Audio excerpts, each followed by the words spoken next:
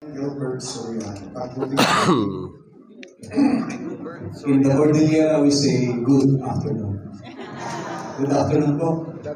Police Colonel Engel Soriano, presently assigned at the Directorate for Information and Communications Technology Management. I'm handling two divisions there, one exclusive to and one officer in charge in super division, BC. Anyway, handling temptation. Actually, I went through birth pains also, honestly, when we talk of temptations. But my biggest confusion up to now is, kanino ba ako mas takot? Sa Diyos o sa asawa ko? Tingnan niya asawa ko.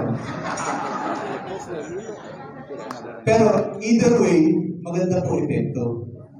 Takot ka na sa asawa mo, takot ka pa sa Diyos. Saan pa kayo, di ba? Si Colonel Pagi, takot sa Diyos eh. Ako dalawang kinatatakotan ko. Anyway, to the men around here, that's the second question. How do you build up trust in the home with your spouses? My personal view is that it is not what you do when you are with your spouse.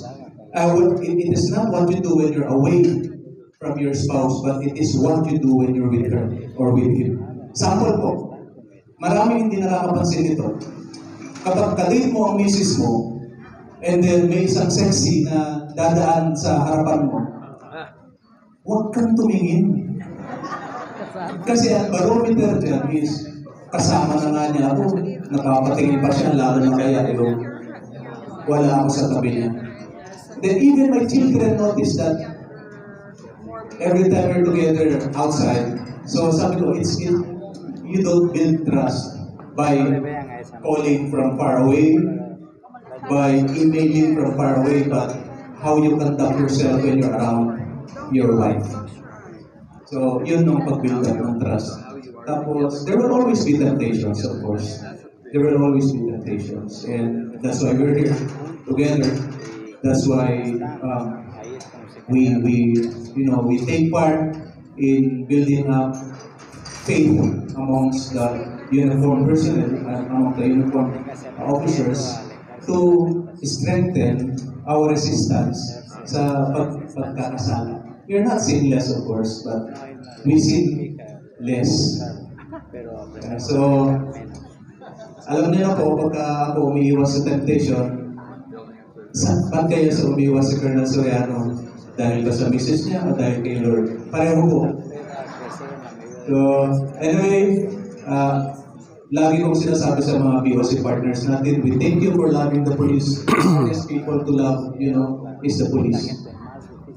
They suspect you of something, they suspect you of ulterior motives, they suspect you of so many things.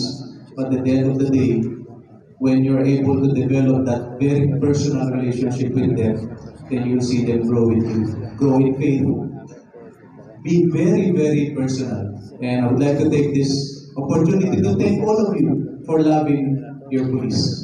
Maraming salamat. Wow, what a wonderful answer. Sir Romy. Sir Sosa.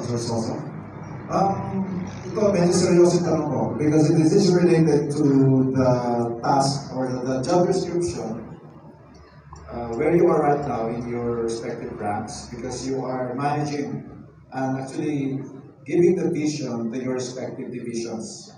Division level na kasi kayo. So, how are you, what do you do to ensure that the vision is shared and implemented, especially that at the same time, meron nakamataas sa inyo, mataas na expectation. Kasabay nun, meron din kayong mini-mentor.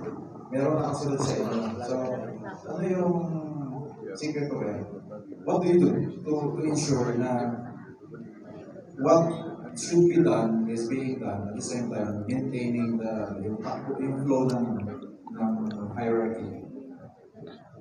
So, especially sa PNP, na very hierarchical yung nature ng organization. So, maybe anybody can go first. Dalawang R5 eh. Anyway, naipasa po sa akin ni Sir Soriano, so I need to confess po. Kasi tama ka, we are at the level na ng police criminal and we want to make things happen. Pag meron pong utos ng commander, kami po yung gagawa and we need to make it happen. And openly, I need to confess, sometimes I rely on my own. I forget to be led by the Holy Spirit so I can let them through with Christ that make things all possible. So, may mga nakikita rin ako sa office ko na sometimes when you do it yourself on your own strength, you will be disappointed because we have many imperfections. But thank God and thank to our partners, kayo, because you are praying for us and God is leading us also. Through your prayers, God, the Holy Spirit will continue to lead us so we can lead our personnel also and make things happen. Because only God can really make things happen perfectly at His own time, in His own ways. We know that it will be done accordingly. Sometimes, if you rely on us, ay talagang mali-disappoint po, hindi lang kami, kundi pati yung personnel namin. Kasi we are pushing them hard to make things happen. Yun po yung na-realize ko at my level. Nag-provincial director po ako ng Negros Occidental. And ganun din. As a commander, you need to make things happen. But thank God, He's always reminding us, no, you cannot do anything. You are nothing without Christ. Amen. Thank you, Jesus. In our weakness, God is our strength.